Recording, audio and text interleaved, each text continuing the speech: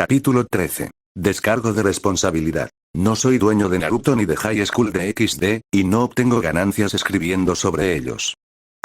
Un agradecimiento especial a los revisores que me permitieron intercambiar algunas ideas con ellos por mensaje privado. Ya saben quiénes son. La madera crujió bajo los talones de Koneko, que se dobló un poco antes de saltar hacia atrás para impulsar al Nekomata por el aire como un cohete. Una sonrisa irónica se dibujó en sus labios y la chica de cabello blanco se regocijó en el aire limpio y fresco del bosque. El territorio Gremory puede ser tan vasto como Onsu en el mundo humano, pero casi una cuarta parte de él estaba dedicada únicamente a Azmarin. La megaciudad industrial era la columna vertebral de la riqueza del clan, proporcionando fábricas para dar vida a los diseños tecnológicos del clan Astaroth. Ningún otro clan en Gena tenía la capacidad de producción o los magos anormalmente hábiles que se necesitarían para terminar con el dominio del mercado de los Gremory en la tecnología mágica. Cruceros aéreos de lujo, mansiones de un solo día, burbujas que se autoproliferaban, cañones de conjuración. Cualquier producto que pudiera fabricarse era un producto en el que Lord Gremory tenía sus manos. No importaba si eran juguetes para niños o equipo militar. Si había una ganancia que obtener, la obtenía el clan. En una metrópolis industrial del tamaño de Croacia, era difícil escapar del olor constante de la urbanización. Todos los días se lanzaban hechizos en grupo para limpiar el cielo de smog y contaminación en Azmarin, pero los cielos azules no podían ocultar el hedor. Por eso Koneko odiaba visitarla y por eso imaginaba que Theoticus y sus descendientes vivían en el extremo opuesto del territorio del clan. Los rascacielos y el respeto temeroso de los plebeyos no podían competir con la belleza de la naturaleza. La finca de Rías estaba tan alejada de la civilización que el chakra del mundo estaba tranquilo, sin la mancha del odio y la violencia que finalmente había vuelto loca a Kuroka. Acurrucada en el tranquilo seno de la naturaleza, Koneko sintió que todas las preocupaciones de su vida se estaban desvaneciendo. No había ninguna hermana mayor asesina que pudiera regresar a su vida. Ninguna gran conspiración política que pudiera terminar en sangre. Ninguna atrapada en el silencio sofocante que se había estado acumulando desde el baile de la noche anterior entre Sasuke y Rías. Solo había el viento en los mechones de marfil de su cabello y el tirón de los tendones que la lanzaban de rama en rama. Las patrullas de Koneko eran esenciales para que ella pudiera mantenerse a tierra, y la Nekomata estaba tan perdida en la sensación de pura libertad que casi se perdió la pálida red que apareció frente a ella. Casi. Koneko se zambulló entre los hilos pegajosos que se entrecruzaban y cayó al suelo rodando, poniéndose de pie con los puños preparados. ¿Quién es?, preguntó Koneko con brusquedad, mientras sus ojos ámbar escudriñaban la maleza de la tarde. Los hilos blancos no formaban una verdadera telaraña, sino que se extendían de tronco en tronco aparentemente al azar. Más allá del débil sonido del viento que agitaba las hojas, no se oía ningún sonido. El silencio permanecía intacto, sin que lo rompieran el canto de los pájaros ni el zumbido de los insectos, y con un destello de magia blanca como la nieve, Koneko invocó los brillantes guanteletes que Sir Zetsu-sama le había encargado para su último cumpleaños. Las garras tocaron los guantes plateados, el metal pulido brillaba con fuerza y era letal. El hierro frío era obra de demonios, más fuerte que el acero, letal para los duendes y resistente a todo tipo de magia. Con la mortífera cubierta sobre sus puños, que ya eran letales, Koneko avanzó lentamente. Nada. Caminando con cautela entre los árboles, escudriñando el follaje, olfateando el aire con desconfianza en busca de enemigos ocultos, no vi nada. Había algo allí, de lo contrario las criaturas del bosque no serían tan silenciosas. Koneko apretó la mandíbula. No había nada que hacer. El senjutsu era peligroso para los expertos y directamente letal para los inexpertos. Koneko lo odiaba con la pasión ardiente de los pozos del Tártaro, pero eso no lo había hecho menos parte de ella. No usarlo no hizo que el senjutsu instintivo de su especie desapareciera. A donde quiera que iba, la Nekomata era al menos periféricamente consciente de la sensación general de chakra en el área. Sentir algo más específico requería, un poco más. Abriéndose al mundo con mucho esfuerzo, Koneko apretó los dientes y dejó que el chakra fluyera. Demasiado la volvería más loca que Kuroka, y sin importar lo que Koneko pudiera decir sobre su alguna vez amada hermana, Kuroka había sido mentalmente más fuerte. Más fuerte que Shirone. Allí, un denso y ondulado chakra negro chocó con el mundo. Koneko cerró de golpe las puertas tras su minúsculo uso de senjutsu, saltó hacia la izquierda y golpeó con el revés de su puño el tronco nudoso de un roble. La madera se astilló con un poderoso crujido, cediendo ante el peso del árbol. Koneko se dio la vuelta, con la mirada fija y alerta mientras la madera golpeaba el suelo con un estruendo resonante. Los chirridos llenaron el aire mientras los pájaros, hasta entonces silenciosos, huían para salvar sus vidas, pero el joven demonio solo tenía oídos para el débil chasquido de la quitina. De entre las hojas y las ramas que caían emergió un cuerpo enorme e hinchado. La piel pálida se mezclaba con los huesos, que formaban un caparazón blanqueado de articulaciones entrelazadas y carne de marfil. Y era hueso, o algo que parecía una calavera sonriente con 8 ojos de color rojo sangre y mandíbulas afiladas. Apretando los labios, Koneko miró con cautela las patas curvas de la araña gigante. Ningún demonio nativo del Sheol parecía así. ¿Era un gumo? ¿Un cambiaformas? ¿Algún tipo de conjuro construido? Había algo de inteligencia en su miríada de miradas. ¿Qué clase de criatura eres? Exigió con frialdad.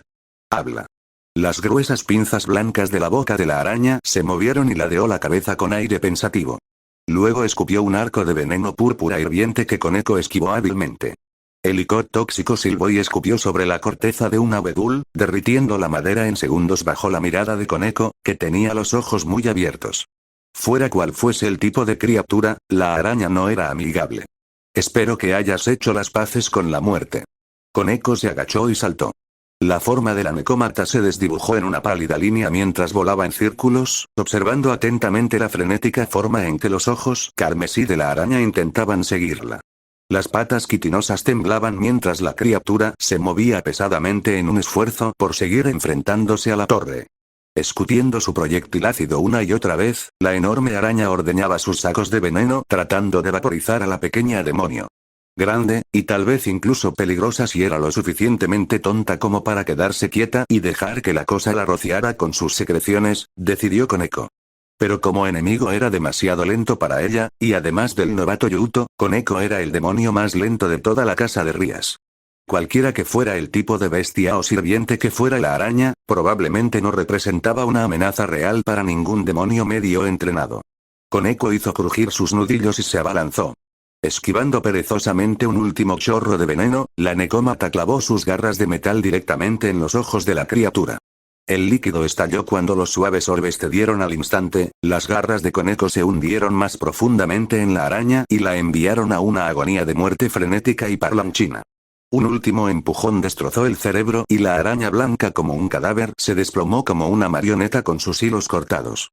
Koneko, burlándose del exudado incoloro que se filtraba de sus heridas al morir, retiró la mano y sacudió la baba que se le pegaba en el guante. ¿Qué clase de criatura eres? Reflexionó de nuevo con más suavidad, alejándose de los colmillos de la bestia muerta y decapitándola por si acaso. Tal vez había algo de fuerza en esa mordedura, pero sería demasiado débil para enfrentarse a algo más que un campesino. De todos modos, Rías querría verlo. O su ama sabría de qué especie era el arácnido extranjero, o Rías le pasaría el descubrimiento a Sir Xiaoclan. Agarrando la cabeza cortada de la araña, Koneko hizo una mueca de leve disgusto antes de invocar un círculo de teletransportación en una chispa de luz blanca. Naruto colocó una mano sobre su brillante peón carmesí. La pieza maligna brilló con fuego interior, y se avivó con el toque de su dueño mientras el heredero Gremori la movía por el tablero de ajedrez. Tomó uno de los peones de Citri, pero ella le quitó su último alfil con una de sus torres. «Agua, vamos», gruñó, apoyando la cabeza en el puño. Naruto era bastante bueno en el juego de estrategia, pero no era un genio como Sona. Cada vez que jugaban, ella le pateaba el trasero.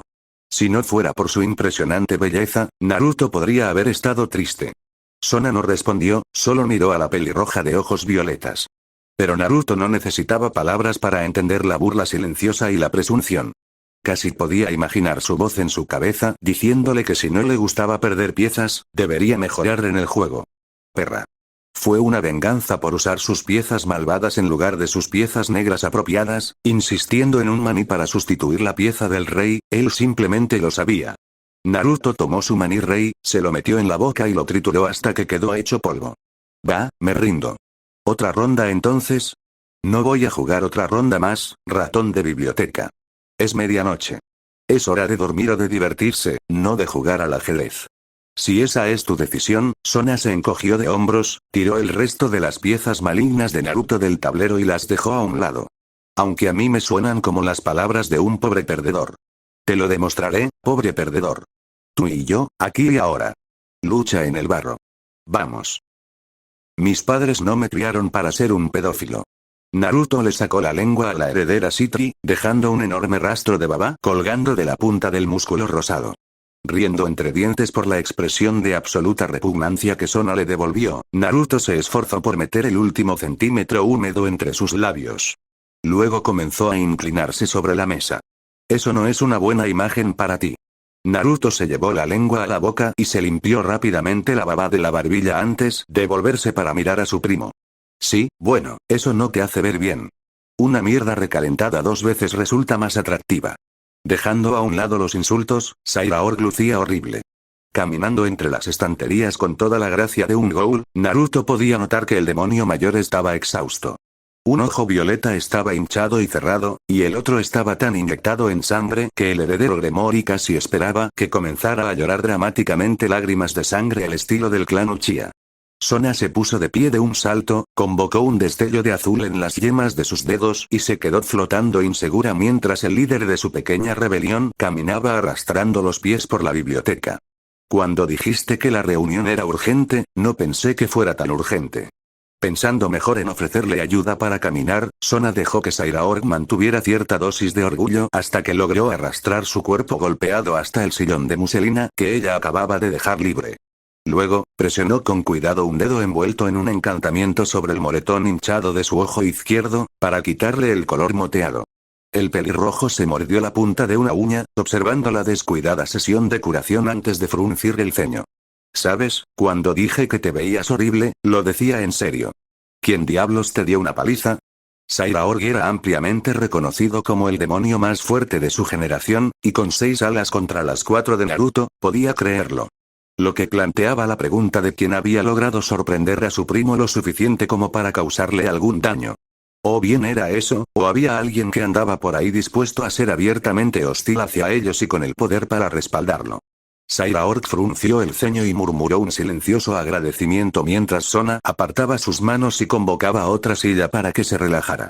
Me gustaría ver cómo te ves después de 3 intentos de asesinato en un día, risitas, espetó el heredero de Bael. 3. Dijeron los otros 2 en estado de shock, los ojos de Sona se abrieron detrás de sus gafas y Naruto se enderezó en su silla. ¿Y no se te ocurrió contactarnos antes? Si hubiéramos sabido que la situación era tan grave, habríamos estado más que dispuestos a reunirnos contigo antes. No iba a aparecer en tu puerta con cuchillos en la espalda, Sona. A la mierda con eso. Si te metes con uno de nosotros, te metes con todos nosotros. La próxima vez, saca la cabeza del culo. No tengo ningún problema en darle una paliza a un par de merodeadores. Sairaorg golpeó con la palma de la mano la mesa de caoba y miró a Naruto con una ferocidad sorprendente. No se lo digan a nadie, mocosos. Soy mayor que ustedes 2 juntos, y aunque algunos riesgos no se pueden evitar simplemente porque hacemos lo que hacemos, no voy a dejar que un par de niños peleen cuando no tienen por qué hacerlo. Naruto gruñó, aflojando la mandíbula. Había momentos en los que odiaba ser tan joven físicamente en un mundo que lo veía como menor de edad. Y luego había momentos en los que lo odiaba por completo. Naruto había vivido tantos años en total como su primo, y sin embargo sería un gran escándalo si decidiera ir a empujar la mierda de algún bastardo. Sairaorg se pellizcó la nariz y resopló para calmarse. La tensión desapareció lentamente de su musculoso cuerpo mientras el demonio se fortalecía. Dejémoslo de lado. Hay cosas más importantes que discutir. ¿Alguno de ustedes sabe quién podría estar interesado en deshacerse de mí? ¿Te refieres a nosotros? ¿O a ti específicamente? Sona buscó una aclaración. Porque hay mucha gente que podría querer que te deshagas de ti. Naruto y yo tenemos una lista de enemigos mucho más corta, y los 3 juntos tendríamos una aún más corta. Podría ser tu viejo. El heredero de Bael, que cambió su atención entre sus cómplices, asintió bruscamente con la cabeza. Yo también pensaba lo mismo. De hecho, cada vez que los interrogábamos, todos los asesinos decían lo mismo. Que mi padre había pagado el asesinato para advertirme. Lo creí la primera vez. Ahora no lo creo. ¿Por qué no? Naruto, ya conociste a mi padre. ¿Crees que es tan tonto como para enviar 3 equipos de asesinos diferentes en un día? No sería suficiente para condenarlo por nada, pero si alguna vez se supiera, todos sus aliados sospecharían que es verdad y nunca volverían a confiar en él. Sí, eso sonaba bien. Lord Bael era casi una imagen idéntica de su hijo, era unos centímetros más alto y tenía un extraño mechón gris en su cabello oscuro como la medianoche. Más allá de esas diferencias, sus rasgos eran los mismos. Pero mientras que Sairaor tenía un aire que hacía que la gente quisiera confiar en él, los ojos de Lord Bael no eran más que trozos de hielo morado. Si Lord Bael realmente quería que su descendencia muriera, el hombre lo haría él mismo. Creo que eso lo hace más fácil, pero más difícil al mismo tiempo, concluyó Sona, cruzando los brazos bajo el pecho. Naruto no se molestó en ocultar su mirada lasciva ante la forma en que el acto empujaba sus pechos hacia arriba y contra la tela de su cardigan negro, lo que provocó que la chica Citri pusiera los ojos en blanco. Como dices, tu padre no es tan tonto como para ordenar 3 asesinatos en un día. Pero nadie más lo es tampoco. Las cejas de Sairaork se fruncieron mientras pensaba y con un movimiento de su mano le hizo un gesto para que continuara. Cualquiera que tenga acceso a asesinos lo suficientemente hábiles como para entrar en cualquiera de las mansiones de Bael sin activar ninguna alarma no puede ser un novato idiota. Y enviar un equipo tras otro, en lugar de un asesino muy bueno, o al menos enviarlos a todos en masa, es, a primera vista, el movimiento de un novato idiota. Entonces, nunca se trató de matarlo, intervino Naruto, frotándose los ojos con cansado fastidio. Se trataba de enviar un mensaje. Bueno, ¿cuál diablos era el mensaje? ¿No confíes en papá? Creo que ya lo había recibido. Supongo que fue Tememe. Quienquiera que los haya enviado a buscarme no estaba interesado en el éxito. Solo quería que supiera que tenía un enemigo. Un enemigo que sabe lo suficiente sobre mí como para saber que al menos al principio creería que mi padre envió a esos asesinos. Y quienquiera que haya sido, cubrió bien sus huellas. El primer escuadrón estaba formado por demonios. El segundo escuadrón estaba formado por ángeles caídos.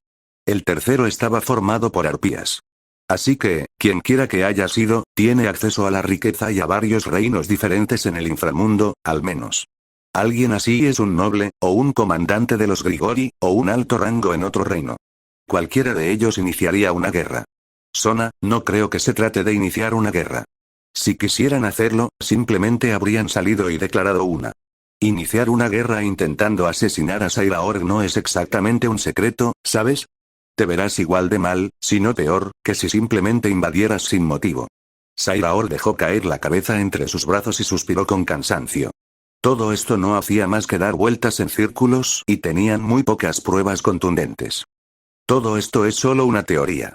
Si asumimos que se trataba de un mensaje y no de un asesinato fallido. Si asumimos que el mensaje era lo que yo creo que es. Si asumimos que mi padre no estaba involucrado en absoluto, todavía no estamos más cerca de saber quién es exactamente, quién es más o menos, el que está ahí fuera y quiere que le tema. Ni siquiera sabemos si soy específicamente el objetivo o si va a ir a por vosotros dos también. Mierda. Bastante. A pesar de tener que hacer un viaje al bosque para recuperar el cadáver viscoso y frío de una araña monstruosa, Sasuke se sintió aliviado. La perspectiva de algún tipo de peligro era un terreno firme. La política era un prólogo y, si se atrevía a decirlo, el romance era un interludio confuso. Pero la violencia era el acto más familiar para el Uchiha. En cierto modo, Sasuke tenía que agradecerle a Koneko. Sin su repentina llegada con una cabeza cortada en la mano, se habría enfrentado a la indeseable posibilidad de que el incómodo silencio con Rias no terminara. Un silencio prolongado que se habría prolongado para siempre hasta que algo irreparable cediera en él o en ella. En lugar de ese futuro inquietante, los Nekomata le habían traído a Sasuke uno diferente. Un futuro en el que Rias al menos le hablaba sin que ninguno de los dos tuviera que volverse vulnerable. Enterrar emociones y miedos no era saludable, pero maldita sea, era mucho más fácil y cómodo que cualquiera de las alternativas. Escudriñando el horizonte en sombras, Sasuke mantuvo una mano cerca de la empuñadura de su katana y colocó la otra sobre el cadáver sin cabeza. Koneko había insistido en que solo había una de esas cosas, pero estar prevenido significa estar preparado. El veneno que podía derretir árboles en segundos era algo a lo que había que prestar atención. Un círculo violeta de magia se desplegó lentamente, los caracteres rúnicos se retorcían lentamente mientras Sasuke invocaba su magia. La teletransportación era casi instantánea, pero eso no impedía que resultara un poco inquietante. Perforar la brecha dimensional incluso durante un tiempo tan breve tendía a provocar eso. Sasuke apareció de nuevo en la mansión de Rias en un abrir y cerrar de ojos, apartando su mano del cuerpo de la araña con una mueca. ¿Dónde está la cabeza? Le preguntó a la princesa de las ruinas, encontrando esos ojos turquesas por una fracción de segundo antes de desviar su mirada hacia arriba ante el leve escalofrío de calor en su estómago. Levitando la cabeza con un destello carmesí propio, la pelirroja cruzó la habitación y la colocó suavemente en la unión de dos de las patas enroscadas de la araña. Solo ver el cadáver de varias horas de antigüedad hizo que Rías quisiera limpiar la suciedad apestosa con un destello de fuego, pero Ajuka necesitaría que la cosa estuviera entera. O tan entera como pudiera estar. Nos vamos, informó Rías a sus sirvientes reunidos, haciendo contacto visual con Akeno. No es necesario que nos esperen. No creo que tarde mucho en absoluto, y lo más probable es que esta cosa sea algo que el propio Lord Beelzebub creó en un experimento. El ángel caído asintió con la cabeza en señal de comprensión, sonrió suavemente y se despidió de los dos demonios.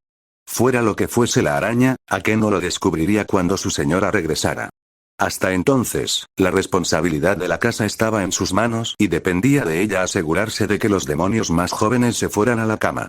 Después de esperar hasta que el destello de luz sangrienta se disipó, la sacerdotisa del trueno se volvió hacia sus pupilos y sonrió con picardía.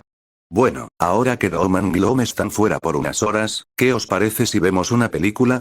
Yuto parpadeó confundido, desconcertado por el repentino cambio de atmósfera de pesada a ligera. ¿De acuerdo? La última película que vi fue La Pasión de Cristo, pero si prefieres ver otro tipo de película, también está bien. Realmente no me importa.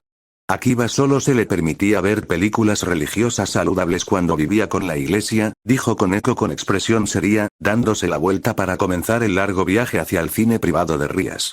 Por eso te recomiendo encarecidamente que evites cualquier cosa demasiado madura. No es que tuviera intención de obligarlo a ver algo atrevido, todavía. Quejándose con un tono agraviado, Akeno señaló la tela suave de su falda de negocios. ¿Acaso esto no te dice puedes confiar en mí? Soy una adulta responsable? No. He aprendido a no confiar en los adultos responsables. Solo por eso, veréis la historia interminable. ¿El qué? No me había dado cuenta de que eras tan nostálgica, abuela. Akeno levantó a Koneko, que sonreía con sorna, y comenzó a sacudirla y a llorar dramáticamente. ¿Escuchaste eso, Kiba-kun? Este pequeño duendecillo siempre me dice cosas horribles. El hecho de que sea madura, hermosa, inteligente y talentosa no significa que merezca que me traten con desdén. Qué modesto de tu parte, dijo Yuto con expresión seria, poniendo los ojos en blanco y entrando al cine en casa con ojos curiosos. La enorme pantalla se extendía por una pared, y los diversos sofás eran mundos de lujo muy distintos de lo que recordaba que le permitían cuando era huérfano bajo la tutela de la iglesia. Y estaban a un universo de distancia de lo que le habían permitido como prisionero del proyecto Espada Sagrada. El rubio se dejó caer en un sofá de 2 plazas de chinch ligeramente desgastado y apoyó los pies en el apoyabrazos para asegurarse de que ninguna de las chicas se apretujara junto a él. Yuto estaba aprendiendo a tolerarlas, pero cualquier tipo de camaradería real le provocaba punzadas dolorosas en el corazón y le hacía recordar a todos los amigos que habían muerto durante el proyecto. La forma en que había sobrevivido, aferrándose a la vida y huyendo como un cobarde, hizo que Yuto no fuera digno del tipo de cercanía que Rías y su nobleza intentaban ofrecerle. Kiba, Yuto e Isaya eran simplemente palabras que no lograban transmitir lo que él realmente era. Un recipiente vacío que vivía solo por venganza. Akeno empujó a Koneko hasta que la necómata apoyó la cabeza en el regazo de la reina. Con un poco de búsqueda, el ángel caído se mantuvo fiel a su palabra y escribió la historia interminable. La película avanzaba lentamente, atrayendo la atención de los demonios más jóvenes mientras Akeno los vigilaba. Con suerte, la película combinada con barrigas llenas de palomitas de maíz saladas los animaría a descansar. Si bien Akeno los quería a ambos, había estado demasiado nerviosa todo el día como para querer seguir forzando la fachada de cordialidad. Akeno no era fuerte. Fingir que no sufría cuando lo hacía le parecía una forma de tortura.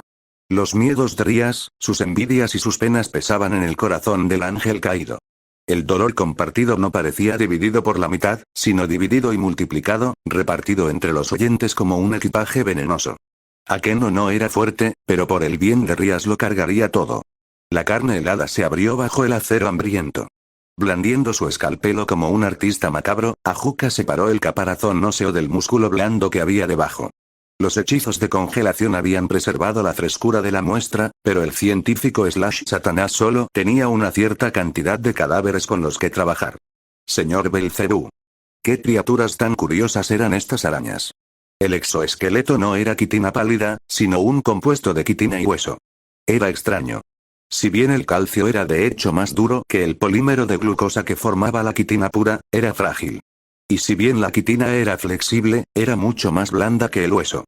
El compuesto combinaba las fortalezas de ambos para eliminar las debilidades y se daba en la naturaleza, pero era algo que Ajuka hubiera esperado ver en un molusco. No en una araña. Señor Belcebú. Aún así, parecía muy probable que se tratara de algún tipo de araña demoníaca poco inteligente. En realidad, no seguían las mismas clasificaciones biológicas que las especies del mundo humano. El inframundo estaba lleno de criaturas fantásticas, desde los Youkai de Yomi hasta los Sire de Tetsuin. La araña era, según todos los informes, una especie brutal, pero fácilmente podría ser un habitante nativo del inframundo. Incluso podría ser una nueva especie. Señor Belcebú. Las nuevas especies eran raras, pero surgían de vez en cuando. Los dioses malvados creaban sirvientes o la humanidad encontraba una forma de alcanzar el poder a costa de su humanidad. Los propios demonios eran simplemente los descendientes de un culto anteriormente humano dirigido por Lilith que había descubierto el increíble poder que se obtenía al consumir almas humanas. Sería un buen mes y una nueva especie de demonio hubiera logrado formarse en Gehenna. Las oportunidades de investigación eran deliciosas. Ajuka había descubierto cómo reencarnar a los humanos en demonios. ¿Y si pudiera descubrir cómo crear nuevas especies con tan poco costo? Señor Belcebú. ¿Qué? Rugió Ajuka, volviéndose hacia Falak y fulminando con la mirada a su sirviente. El insolente demonio serpiente le devolvió la mirada, poniendo una mano en su cadera y mostrando los dientes. Si quieres jugar así, lo haremos así, Ajuka. De lo contrario, saca la cabeza del culo. Tienes visitas. De hecho, creo que incluso te gustarán estas. Tienen otra muestra con la que puedes jugar. El Satán se quitó los guantes de látex con el ceño fruncido, los arrojó a la basura y se echó un poco de desinfectante en las palmas. Falak se fue con una última mueca de desprecio, dejando a Ajuka para que se desinfectara solo. Una pequeña bola de culpa se enroscó en su estómago, que el hombre de cabello verde reprimió rápidamente. Su sirviente debería tener el suficiente sentido común para saber que no debía ser molestado en el laboratorio. Aunque Ajuka tuvo que admitirlo, la posibilidad de otra muestra era interesante. Solo había recibido 2 de las arañas de hueso y tuvo que descomponer por completo la primera para descubrir las diversas composiciones elementales de sus órganos. La segunda fue un trabajo de descubrimiento anatómico en profundidad, pero una tercera sin duda sería útil. Todavía necesitaba experimentar y descubrir las propiedades mágicas de las criaturas. Satisfecho cuando el último sorbo de alcohol se disipó en el aire, Ajuka salió de su laboratorio. Caminando por los pasillos de su modesta mansión, el Satán se permitió sentir un poco de orgullo por la elegante pero rica decoración árabe. Nada de ostentación de nuevos ricos para él, muchas gracias. Al entrar en la sala de espera de su mansión, Ajuka se balanceó sobre sus talones. Luego parpadeó con sus ojos azul claro y echó una mirada significativa al reloj gigante de oro de la pared. Bueno, pequeña Rías. ¿Qué te trae a ti y a tu sirviente a mi casa a 00:30? Rías suspiró, apartándose un mechón rojo de la cara. No me llames pequeña Rías, Ajuka. Ya no soy pequeña. Estamos aquí para entregar los restos de una criatura araña que atacó mi torre en el límite de mi finca. Para mí siempre serás el pequeño Rías. Soy casi 1000 años mayor que tú y recuerdo con bastante claridad cómo te llevaba a todas partes cuando eras solo un chiquitín desdentado. Ajuka se acercó más, sonriendo para sus adentros ante la mirada cautelosa que le dirigió el peón de Rías. Buen chico. Teme al poderoso Satanás y todo eso. La tercera muestra estaba en mucho peores condiciones que las 2 primeras. Las primeras muestras de Ajuka habían estado relativamente prístinas, la única marca de muerte era una pequeña incisión de una espada mágica entre los ojos. La muestra de Rías tenía los ojos literalmente arrancados, el cerebro apenas visible estaba claramente destrozado y la cabeza entera arrancada de la columna vertebral. ¿Crees que podrías divertirte un poco más con el próximo? Murmuró Ajuka con sarcasmo, lanzando un hechizo de levitación. Simplemente tritúralo. Convierte todo en una papilla. Por el bien de la ciencia, por supuesto. El siguiente. Ajuka resopló ante la lentitud de pensamiento del chico de ojos oscuros y envió el cadáver flotando con cuidado por los pasillos en busca de su laboratorio. ¿Tienes piedras en la oreja, muchacho? Sí, la siguiente. Esa es la tercera araña gigante muerta que alguien me ha traído para que la mire en 2 semanas. Y para que conste, cuando dije que la tritures, fue sarcasmo. En caso de que no te hayas dado cuenta. Rías interrumpió a Sasuke para que no lanzara un insulto brusco y se colocó frente a su peón. Intentaremos entregarte el siguiente de una manera menos violenta, aunque no podemos prometer nada. Atacó a mi torre y ella se vio obligada a defenderse con fuerza letal. Está bien. De todos modos, es extraño, reflexionó Ajuka, frotándose la barbilla y mirando a lo lejos. Ninguno de los otros informes muestra que las criaturas se comporten de manera agresiva. Claro, son extrañas, lo que es suficiente para que algunas sean asesinadas y llevadas para examinarlas.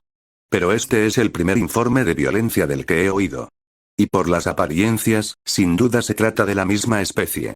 Ajuka, con todo el interés de un científico loco, se dedicó a extraer de su cansado cerebro toda la información que pudo sobre el encuentro. No era ninguna sorpresa que el veneno que escupió la araña derritiera un árbol, ya que la primera vez que Ajuka había intentado recoger una muestra, había derretido sus vasos de vidrio habituales. Sin embargo, colocar una trampa rudimentaria era algo nuevo. Sugería no solo una vaga inteligencia instintiva, sino un tipo de astucia de baja calidad. ¿Evolucionaban tan rápido? ¿O siempre habían tenido esa habilidad y nunca la habían mostrado antes? ¿Siempre habían sido tan abiertamente agresivos o los Necomata los habían provocado sin saberlo a la violencia? Cada vez hay más preguntas y no hay suficientes datos. Vuelve a casa, pequeña Rías, y voy. Yo no pensaría demasiado en estas criaturas todavía. Todos los demás informes las describen como tontas y fáciles de eliminar por demonios entrenados. Ya sabes dónde encontrarme si consigues más especímenes. ¿Tenemos un nombre mejor que ejemplares? El peón de Rías se erizó, mirándolo con el tipo de hostilidad nacida de una larga experiencia. ¿El chico había tenido algunos encuentros desafortunados con científicos antes? Bueno, entonces sería mejor que lo superara. Falag los ha estado llamando arañas de huesos, si es necesario usar algo tan vulgar. Y aquí estamos. 5200 palabras. Un par de notas antes de responder a las críticas, supongo. También estoy, como se me pidió, acelerando el ritmo en lo que respecta al conflicto físico en lugar del conflicto de Sasuke contra sí mismo. Supramundo/inframundo. Los nombres de Gehenna/Sheol/infierno provienen del hecho canónico de que los ángeles gobiernan sobre 7 cielos, y más allá de eso, cada mitología tiene su propio cielo. Así que pensé que rompería un poco el canon con Hades y haría que cada mitología también tenga su propio infierno. Todos los cielos colectivamente se conocen como el supramundo, y todos los infiernos como el inframundo. La tierra es, por supuesto, Zauarudo. Los mundos superiores e inferiores están compuestos por muchos reinos, que están gobernados por esta o aquella facción mitológica. Por lo tanto, el lugar donde viven Rías y los demás no es el mundo inferior en su conjunto, sino el reino de Gehenna/Sheol/infierno específicamente. Los demonios todavía se llaman a sí mismos los 72 pilares del mundo inferior y dicen que lo gobiernan, pero eso es más arrogancia que un hecho. Magitek, nosotros Final Fantasy no. Aparte de eso, supongo que me pareció realista. Vemos indicios de ello en la serie, pero me parece que si tienes tanta magia y tanto acceso a la tecnología, fusionarías las dos. Y dado que el territorio Gremori está muy industrializado en el canon, he explicado por qué y qué producen. Los cruceros aéreos de lujo y las burbujas que se autoproliferan son exactamente lo que dicen en la lata. Una mansión de un solo día es un campamento para los ridículamente ricos. ¿Por qué dormir en el suelo en una tienda de campaña cuando puedes montar un palacio temporal con magia? Los cañones de conjuración son básicamente lo que implican. Conjuran rayos de magia y los hacen estallar. La guerra es una cosa en DXD, y está mal escrita. Incluso si puedes volar, no te teletransportas a algún lugar y comienzas a lanzar lanzas de luz sobre las personas. En el mundo real, la gente descubriría cómo protegerse contra eso. Descubrirían tácticas antiaéreas y luego masacrarían a tus unidades aéreas que operan sin apoyo terrestre. Los jets ni siquiera funcionan, porque todo lo que necesitarías es algún tipo de cúpula de hechizos flotante que fuera tan gruesa como una tabla de madera. Un avión de combate que se mueva a Mach 5 y se estrelle de cara contra una cúpula mágica invisible quedaría aniquilado.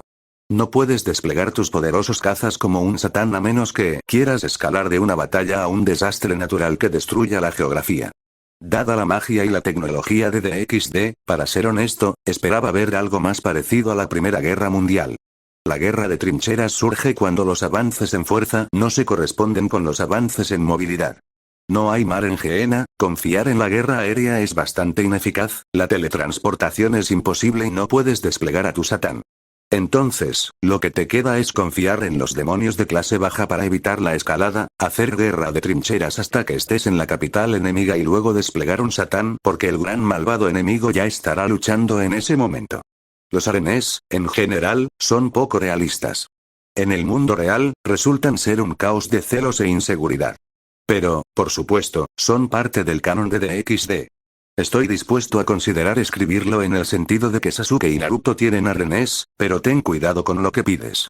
Puede que te des cuenta de que son menos Mudgeek y más una dolorosa maraña de dolor y rabia.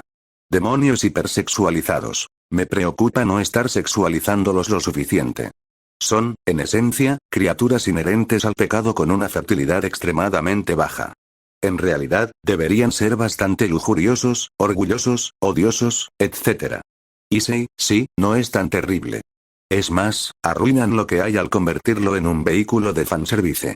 Hace unos capítulos tomé la decisión de redimirlo a través del realismo, así que sí, lo verán.